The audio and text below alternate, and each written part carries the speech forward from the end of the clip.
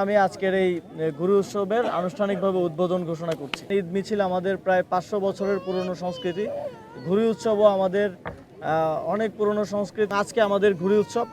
আমরা মূলত এবারের যেই 3 দিনব্যাপী উৎসব তার মধ্য দিয়ে আমাদের যে নিজস্ব সংস্কৃতি এবং দীর্ঘদিনের ঐতিহ্য সেই ঐতিহ্যকে তুলে ধরা এবং উদযাপন করার চেষ্টা করেছি।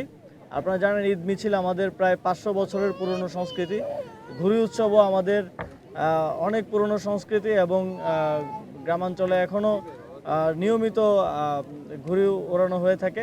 সেটাকে আমরা মেইন স্ট্রিম পর্যায়ে আবার পুনরুজ্জীবিত করার চেষ্টা করেছি। এবার আমাদের এই ধরনের উদ্যোগগুলো আগামী দিনেও আরও চলমান থাকবে। আমরা আমাদের যেই নিজস্ব সংস্কৃতি এবং ঐতিহ্য সেগুলো সামনের দিনে আরও বড় পরিসরে, শুধু ঈদ নয়, ঈদের বাইরেও আমাদের যে হারিয়ে যাওয়া ঐতিহ্য এবং সংস্কৃতি আছে সেগুলো আমরা ফিরিয়ে আনার, পুনরুজ্জীবিত করার চেষ্টা চালিয়ে যাব। এবং সেক্ষেত্রে আমরা দেশবাসীর সকলের সহযোগিতা, সমর্থন এবং অংশগ্রহণ কামনা করব আমাদের সাথে।